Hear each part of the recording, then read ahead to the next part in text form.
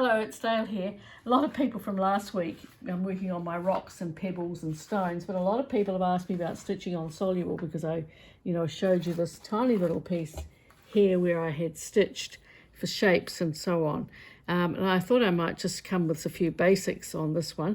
But if you remember, I said I'd put all my fibres, silk fibres, between two layers of water soluble, and my water soluble of course is Romeo, and I've stitched, as you can see, circles and circles, and then I have cut some holes and done some more things which I'll show you later. But in the meantime, just to get some rocks going, because if you're starting out with water soluble and you don't know what you're doing, and free machine embroidery, I've got a lot of old threads, and normally I keep my threads in a big container, but I particularly wanted these little rocky sort of stony sort of shape. So I've got a whole lot of threads here, just old ones, some of them a bit of a mess, and I'm just cutting them in little shreds off and then popping them down. Now to get going, I put my machine onto naught length and usually naught width, but it doesn't matter so much on the Bonina.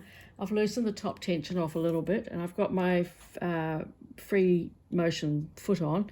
I like the open toe one. I know other people use others. And I put my feed dogs down, well, I will have in a moment. And then I simply put my water soluble, and I think everybody knows that the one that I sell and use is Romeo, but there are others on the market. The reason I like this one is because it is a slow dissolving. You can mould with it. You can stamp on it. I think I showed once before. You can stamp on it and then stitch on that stamp. We'll keep that though. And to do something here, I'm just going to build up. You may notice too that I don't put my thread through that last little holder there. It's just me, and I don't do it. It just gives one less place for the thread to get caught. And of course, if you're stitching water soluble and you've got your threads in, you've got the same top and bottom, but it doesn't matter. You can have different colours top and bottom. You can have 2 through the top, 3 through the top, whatever takes your fancy. But make sure your needles are fresh, and I've used a top stitch needle. That's the 130N ones, because I like those. I brought the bottom thread up to the top, and I'm just going to stitch some little circly shapes just to anchor it down. Let's put that back in, and we'll just stitch it over like so. Just some big ones. We just want to anchor all the stuff in.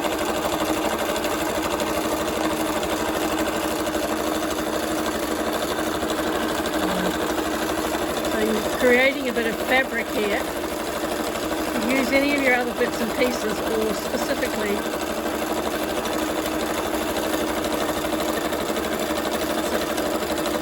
and if you haven't worked this way before, this is a good firm way to start. When I first started doing stitching on water soluble fabrics, I think I broke 3 or 4 or 5 needles when I went home. So it's just a matter of relaxing. Shoulders down, hands relaxed. I'm keeping it going right through even though it's noisy. So you can see how easy it is, stressless factor.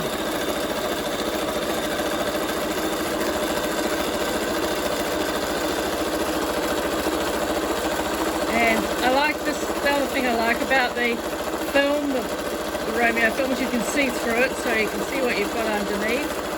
I know there are lots of others on the market, and I know other people like other ones, but this is just a simple one to get you started. So, another bit of this, I think we've pretty well anchored it down. And then, if I put my feed dogs back up, and I just perhaps change my knee and put another foot on, just an ordinary foot on, and then go with a stitch, it doesn't matter, we'll go with a fancy stitch.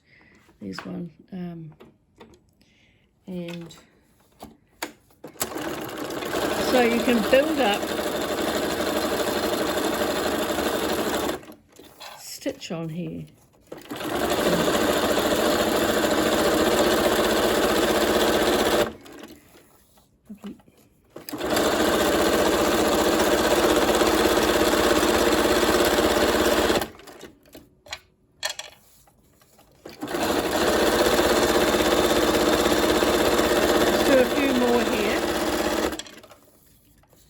So this is with your feed dogs back up. And whatever stitch stitches you've got on your machine. This machine hasn't got the nice big wide stitches that my Husqvarna's got, but obviously I've run out underneath. But what I'll just show you here, if you look, you'll see some plain stitches, ordinary stitches just starting up on here.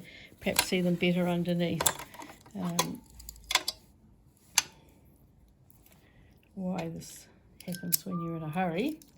Just to show you, finish off here. And on we go with a little bit more. Let's try, see if I got another one that's a bit, this one, it's not so good, but I'm just giving a bit of a pattern.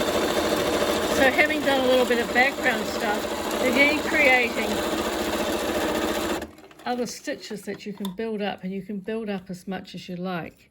And so there it is there. When I wash it out, I'll be left with a piece, almost like a piece of fabric. It'll become a piece of fabric which is firm, and you can stitch it so that if you were anchoring it underneath something like a shape, you've got at least this thing to pull in and out. Here's just the last little thing.